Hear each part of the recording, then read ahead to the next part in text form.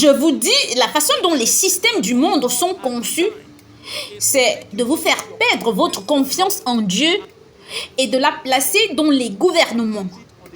Perdre votre confiance en Dieu et de la placer dans une institution.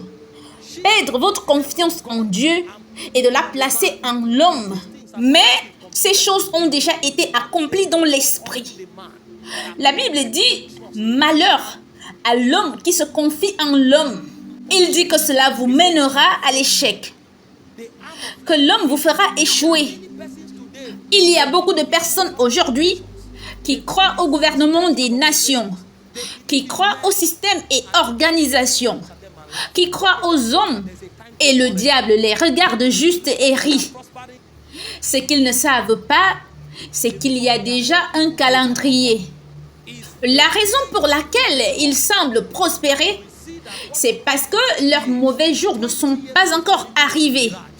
C'est le jour que votre mauvais jour arrivera que vous verrez que ce que vous appelez 15 ans, 20 ans de prospérité était un mirage. Le diable vous a juste fait penser que vous êtes arrivé.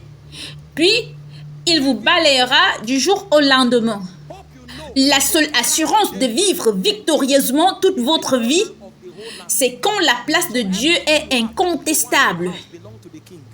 David était un roi. J'espère que vous savez qu'à l'époque de David, le roi était le propriétaire de tout le pays. Donc, tout ce que vous possédiez, même dans votre maison, appartenait au roi. Il pouvait vous le prendre s'il le souhaitait. C'est ainsi que les rois étaient puissants. Et David n'était pas seulement roi. David était un guerrier qui a combattu 66 batailles et les a toutes gagnées. Mais David parle. Il n'a pas dit « j'ai de l'expérience ». Il n'a pas dit « j'ai un trône ». Il n'a pas dit « je suis habile ». Il a dit « l'Éternel est mon berger ». Même moi, le roi qui gagne toutes mes batailles, il y a un roi supérieur qui me protège. Et vous? Vous êtes ici pour un travail qui vous fait gagner un peu d'argent. Et vous mettez votre confiance dans ce travail.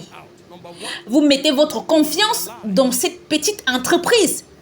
Parce que vous pensez que vous avez acheté une voiture et un terrain avec. Le jour où l'enfer se déchaîne, vous serez choqué de voir à quel point ce en quoi vous avez mis votre confiance est faible. Si Dieu devient votre source et que vous lui faites entièrement confiance, 3 choses ressortent. Numéro 1, vous réaliserez que Dieu est fidèle. Tous ceux qui font confiance à Dieu, Dieu leur montrera toujours qu'il est fidèle. Ça, c'est une dimension de Dieu qui n'est pas disponible pour tout le monde. Elle est seulement disponible pour ceux qui lui font confiance. Et Dieu est fidèle. Fidèle, cela signifie 3 choses parmi d'autres.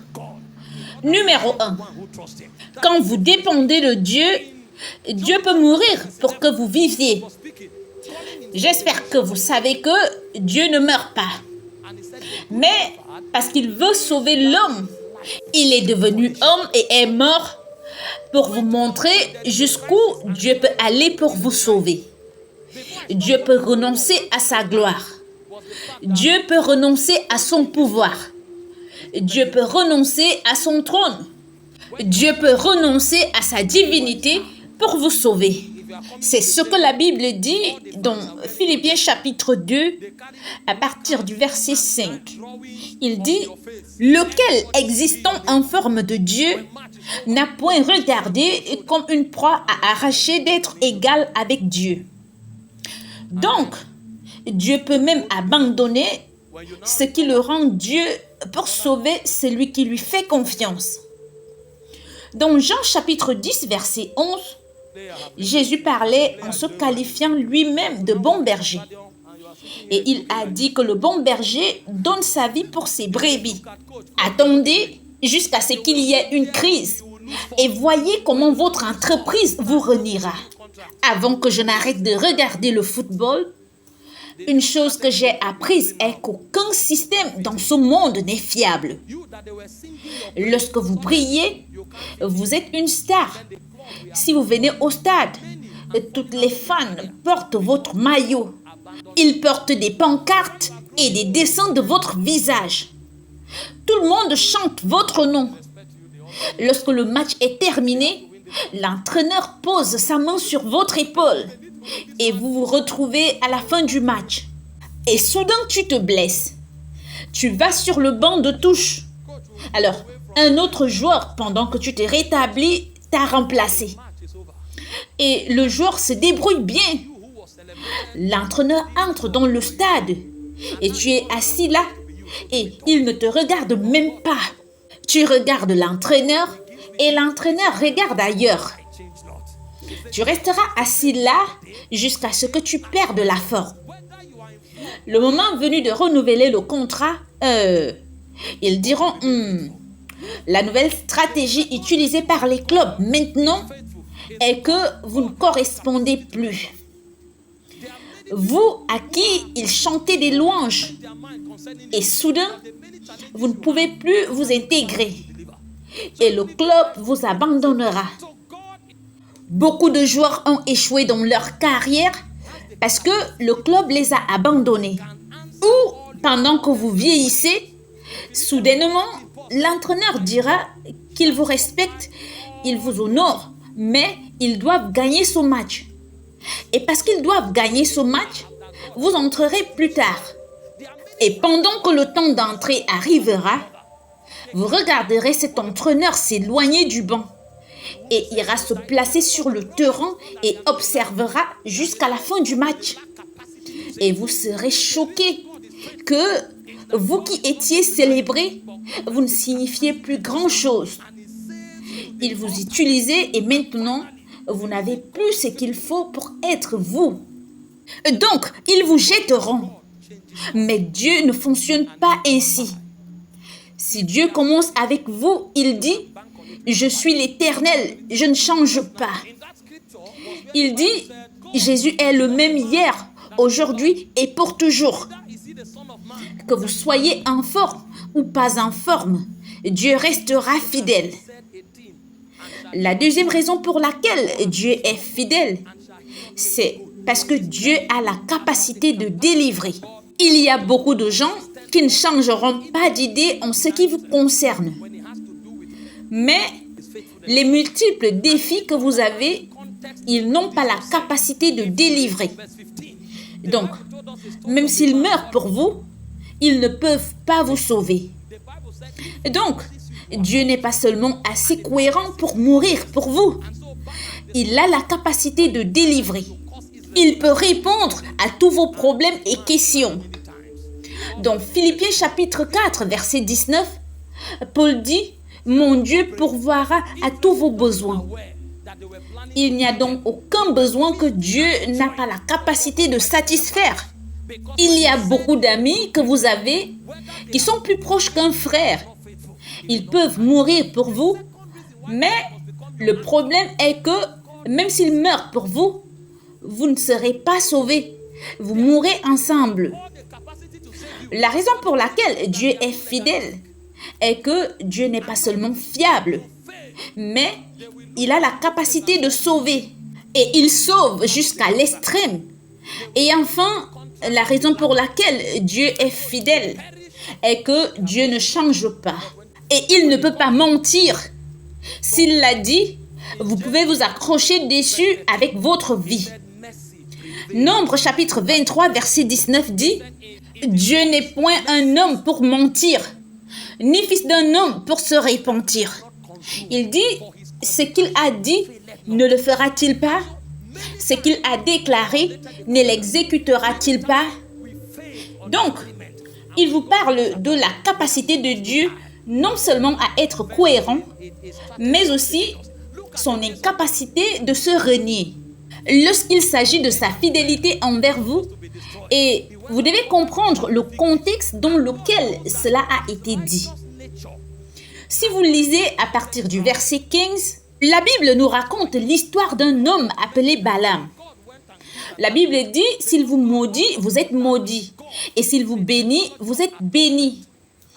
Donc, Balak, le fils de Zippor, est allé l'engager pour maudire Israël, afin qu'il les détruise. Et l'homme a essayé à plusieurs reprises. La fidélité de Dieu a demeuré.